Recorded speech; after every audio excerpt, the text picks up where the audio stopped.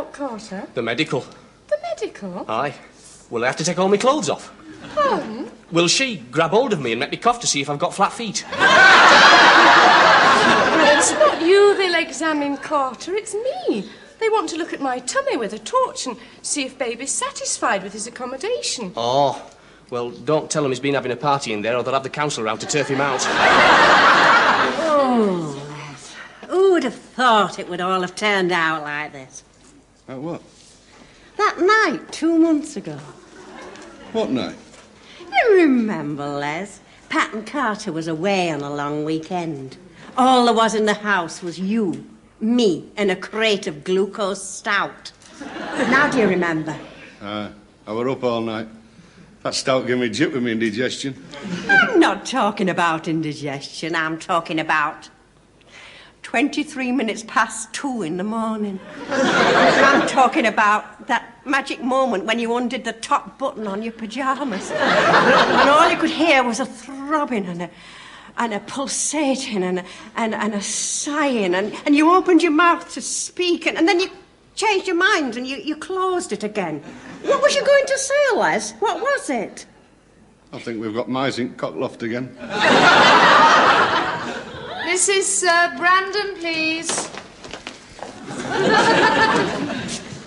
Now then, how are our breasts? Are they feeling tender? Only first thing in the morning, Mrs. It's when I have a good hack and a spit. I beg your pardon. Well, it's the shrapnel, you see. I served all through First World War. Who do you think you are? Well, I'm the uncle. I don't care who you are. You are not stood standing around here gawping while I'm talking baby talk. Listen to me, missus. You can't tell me aught about babies. I served all through First World War. I was present at birth of a cart horse fall at some salient, and I helped deliver triplets for Sergeant Major's ferret. Get out of it! All you men! Shoo! Shoo! Off! Off! Off! Bloody hell. Now then, Mrs. Brandon. Yes, Sister Keenlyside. I beg your pardon? We're both Mrs. Brandon, Sister Keenlyside. I'm Mrs. Brandon Senior. And I'm Mrs. Brandon Junior, Sister Keenlyside. I see. And who is Mrs. Brandon pregnant? I am Sister Keenlyside. Well, there's only one Mrs. Brandon on my list. Mrs. C. Brandon. That's me, Sister Keenlyside. Or it could be Mrs. L. Brandon. That's me, Sister Keenlyside. Let me have a look at it. That's a C, that is. That's Mrs. C. Oh, Brandon. that's an L. Mrs. L. Brandon. Wait a minute! Let us hold our horses, shall we? Now,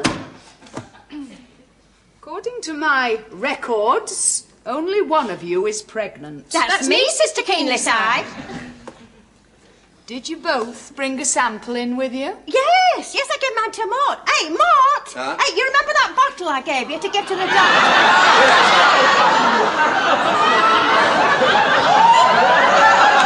Oh, well, What's the matter? I must have handed in wrong bottle. The bottle what I give doctors want to keep my spring water in. Oh, my God, what have I been drinking?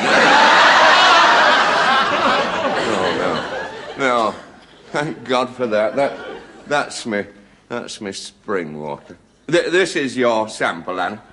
What did you hand in to the doctor then, Mort? Oh, it must have been half a bottle of glucose stout.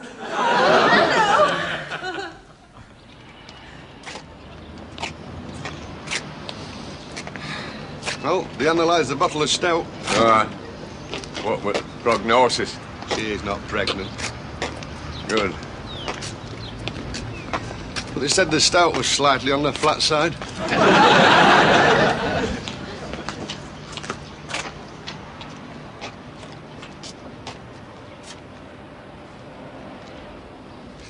Used to be like a prison in there.